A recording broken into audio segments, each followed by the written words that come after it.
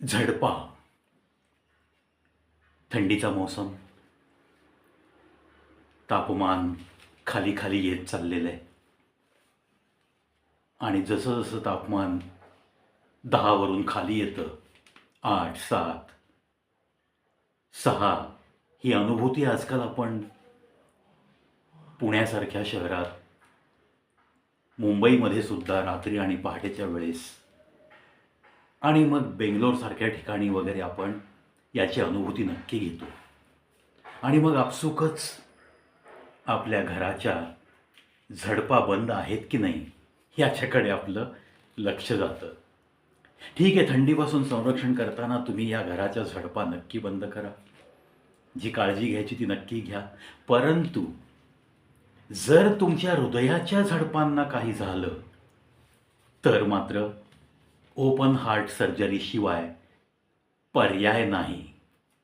आणि मग अशा परिस्थितीत जर एखाद्या रुग्णाला या आजाराबरोबरच इतर आजार असतील तर मात्र शस्त्रक्रिया करणं कठीण होतं आणि त्याला मृत्यू येण्याशिवाय पर्याय राहिला नव्हता.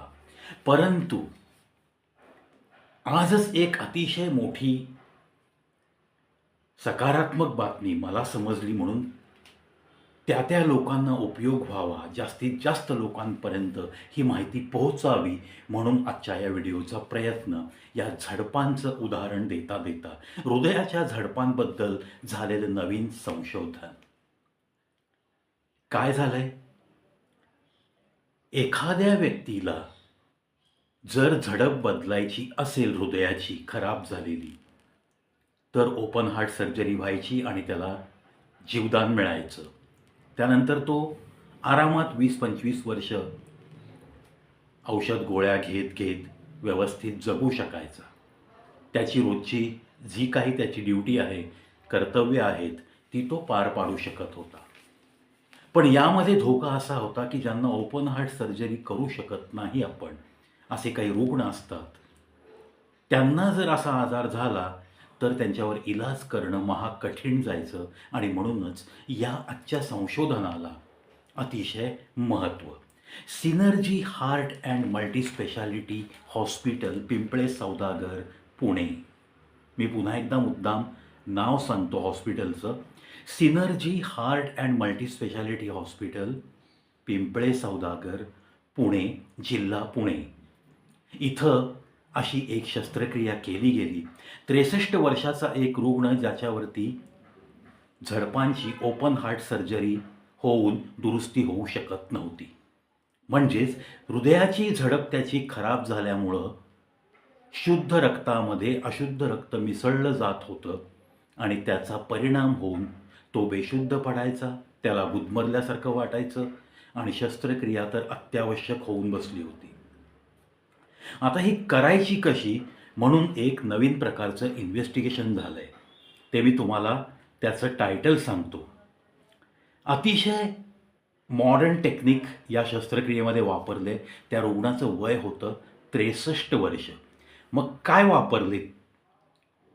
ट्रान्सकॅथेटर aortic valve implantation. Transcatheter aortic valve implantation. आता या पहिल्याच शब्दात ट्रान्सकॅथेटर, ह्याच्यामध्ये तुम्हाला थोडंसं, जर कुणाला काही सामान्य ज्ञान असेल या मेडिकल लाईनमधलं तर त्याला ते लक्षात येईल. ट्रान्सकॅथेटर इट मीन्स, जसं तुम्हाला एखाद्या वेळेस एखाद्या रुग्णाची लघवी करण्याची क्षमता जेव्हा आपली नेहमीसारखी राहत नाही तेव्हा कॅथेटर लावलं जातं, त्यामुळं कॅथेटर हा शब्द माहिती आहे.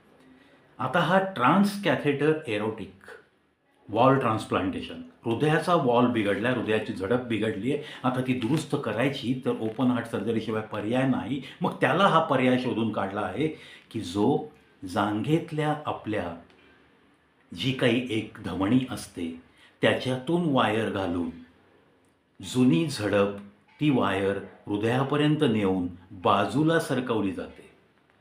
म्हणजे हृदयाची खराब झालेली झडप बाजूला सरकवायची आणि याच तारेद्वारे दुसरी झडप त्या ठिकाणी बसवायची. म्हणजेच कुठलीही छाताडाची काटछाट न करता, कोणत्याही प्रकारे ओपन हार्ट सर्जरी न करता आता आजकाल हा झडप बदलण्याचा जो प्रयोग आहे तो यशस्वी झाला, तेही 63 वर्षाच्या रुग्णावर. म्हणूनच सिनर्जी हार्ट अँड मल्टीस्पेशालिटी हॉस्पिटलच्या या शस्त्रक्रियेमध्ये अगदी त्या मदतनीसापासून त्या डॉक्टर साहेबांच्या हाताशी असलेल्या इतर ज्युनियर डॉक्टर्स सगळ्या टीमचं कवी प्रविश्य चॅनलतर्फे लाख लाख मी अभिनंदन करतो. आणि हे एक आपल्या मनुष्य जातीला वरदानच ठरलेली शस्त्रक्रिया आहे, वरदान ठरलेलं हे संशोधन आहे असं म्हणायला नक्कीच मला अभिमान वाटतोय. तेही आपल्या महाराष्ट्रात अशा प्रकारची शस्त्रक्रिया होते म्हणून या डॉक्टरांना महाराष्ट्र भूषण असंच मी गौरवतो. हा शाब्दिक गौरव तर आपण केलाच पाहिजे. तरीसुद्धा मला असं वाटतं ज्या कोणत्या संस्था आहेत, आजकाल गिव्ह अँड टेक पॉलिसी खूप चालली आहे. म्हणजे पात्रता नसलेली माणसंसुद्धा वाटेल ते पुरस्कार स्वीकारतात. माझ्या पाहण्यातच एक गमतीचा भाग म्हणून सांगतो तुम्हाला. एक व्यक्ती अशी आहे की जिला पुरस्कार देण्याची पण आवड आहे आणि स्वतःला घेण्याची पण आवड आहे. त्याचा मी बहुमान करतो. त्याने जे काही मिळवलं आहे पुरस्कार आजपर्यंत त्याविषयी मी नक्कीच त्याचा बहुमान करतो, त्याबद्दल अभिमान बाळगतो, त्याचं अभिनंदन करतो. परंतु अशा पुरस्कारांमध्ये जर त्याने काही मॅनेज करून पुरस्कार मिळवलेले असतील तर त्या गोष्टीचा मी नक्कीच निषेध करतो, मग तो माझ्या कितीही जवळचा मित्र का असेना. तर अशा या वातावरणामध्ये म्हणजे स्वतःचीच पाठ थोपटून घेणारं वातावरण, स्वतःला पुरस्कार घेताना त्याच्या मागे, प्रत्येक पुरस्काराच्या मागे विश्व हा शब्द लावायचा आणि पुरस्कार देणारी एक 5-7 मंडळी ज्यांच्या सर्टिफिकेटवर सह्या असतात आणि त्यांनीच स्थापित केलेल्या छोट्या मोठ्या भूछत्रासारख्या संस्था यांच्याकडून विश्व हा शब्द लावून पुरस्कार घेण्यात, स्वतःची पाठ थोपटून घेण्यात मला हेच कळत नाही की कोणता एक प्रकारचा आनंद हा व्यक्ती मिळवतोय.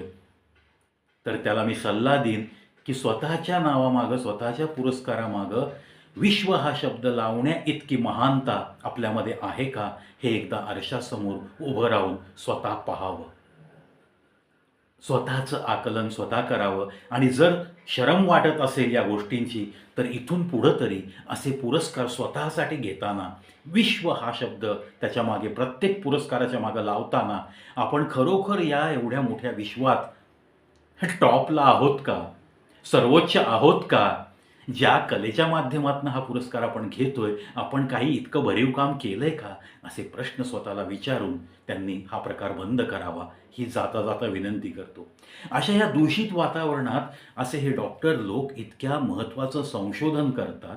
एखाद्या व्यक्तीचा, त्याला जर ओपन हार्ट सर्जरी तो करू शकत नव्हता तर त्याला या आजारासहित मग गुदमरल्यासारखं होणं, त्याच्यानंतर उलट्या होणं, त्याच्यानंतर तो बेशुद्ध पडल्यासारखं होणं, काही काळापुरती शुद्ध हरपणं, असे जर त्याला होत राहिलं असतं तर तो किती काळ जगला असता हा मोठा प्रश्न आहे ना. मग अशा प्रकारचं आयुष्य जगत राहण्यापेक्षा मृत्यूला कवटाळावं असं सुद्धा काही रुग्णांना वाटून जाईल ना. त्यामुळे या संशोधनाला इतकं महत्त्व आहे. आणि म्हणूनच मी अशा या भूछत्रासारख्या वाढलेल्या संस्था नाही तर काही चांगल्या अग्रगण्य संस्था ज्या खरोखर अतिशय प्रामाणिकपणे, म्हणजे बाय कीन ऑब्झर्वेशन ऑफ एव्हरीबडी ते काही पुरस्कार दिले जातात, अशा संस्थांना मी आव्हान करेन की या सर्व टीमचं कौतुक एक चांगला पुरस्कार देऊन नक्की करण्यात यावं. आणि त्यांना मिळालेला पुरस्कार हा Synergy heart and multispeciality hospital Pimple Saudagar या वास्तूमध्ये मोठ्या दिमाखात शोकेसमध्ये लावण्यात यावा आणि या संशोधनाची माहितीसुद्धा ठिकठिकाणी डिस्प्ले करण्यात यावी. कारण आपल्याला माहीत असलेल्या गोष्टीचा फायदा जर एखाद्या रुग्णाला होणार असेल आणि त्याचा जर जीव वाचणार असेल तर मी या कार्याला एक सत्कार्य नक्कीच संबोधतो. तुमचं आणि माझं हे कर्तव्य बनतं. म्हणूनच आज पुण्यासारख्या ठिकाणी, महाराष्ट्रातलं विद्येचं माहेरघर म्हणून पुणं जे ओळखलं जातं, त्याच पुण्यातल्या डॉक्टरांनी हे केलेलं संशोधन, हा केलेला प्रयोग यशस्वी झालेली शस्त्रक्रिया आणि त्या रुग्णाला मिळालेलं जीवदान. मित्रांनो, ओपन हार्ट सर्जरी झाल्यानंतर तुमचं छाताड जे फाडलं जातं, त्या तुमच्या ज्या त्वचा आहे ती पूर्णपणे पुन्हा आहे तशी नैसर्गिकरित्या जशी मिटलेली असते तशी मिटली जात नाही. हा सुद्धा प्रॉब्लेम अनेक ओपन हार्ट सर्जरी झालेल्या रुग्णांना भेडसावतो. कित्येकांना आजकाल डायबिटीस आहे, त्यामुळं मधुमेह असताना शस्त्रक्रियेचं आव्हान पेलणं हे जिकिरीचं असतं हे सर्वश्रुत आहे. म्हणूनच या संशोधनाला अतिशय महत्त्व आहे. अक्षरशः 2-3 दिवसात त्या पेशंटला डिस्चार्ज पण देता येतो आणि कॅथेटर घालून म्हणजे तुमच्या जांघेतल्या नसेतून जे काही तार घालून तुमची नादुरुस्त असलेली तुमची झडप जी नीट काम करत नाही आहे ती झडप बाजूला सारून नवीन झडप हृदयामध्ये बसवायची शस्त्रक्रिया यशस्वी होणं हे एक अनमोल असं अमूल्य असं वरदान मानवजातीला मिळालेलं आहे. त्यामुळं हृदयरोगांची जी काही वाढती संख्या आहे त्यामध्ये जर झडपांच्या अशा काही आजारांनी ग्रस्त रुग्ण असतील तर त्यांना ही शस्त्रक्रिया म्हणजे एक चांगला पर्याय उपलब्ध झालेला आहे आणि नक्कीच त्यातून त्यांना जीवदान मिळून पुढचं त्यांचं 10, 15, 20, 25 जे काही राहिलं आयुष्य ते आयुष्य त्यांना अतिशय व्यवस्थितरित्या जगता येणार आहे. एखाद्या कुटुंबातल्या कर्त्या पुरुषाला जर हा आजार झाला तर ते कुटुंब पूर्णपणे कोसळण्यापासून नक्कीच वाचणार आहे. मग ह्या गोष्टी चांगल्या नाहीत का हो? ह्या गोष्टी लोकांपर्यंत पोहोचवणं हे तुमचं आमचं कर्तव्य बनत नाही आहे का? जे डॉक्टर लोक अहोरात्र परिश्रम करतात, जे डॉक्टर लोक 7-7, 8-8, 10-10 वर्ष करिअर केल्यानंतरसुद्धा स्वतःला निरनिराळ्या अभ्यासांमध्ये गुंतवून ठेवतात, नवनवीन संशोधनाचा कसा अंमल आपल्याला आपल्या देशातल्या रुग्णांसाठी करता येईल याच्यासाठी झटण्याचं त्यांचं एक ब्रीद असतं.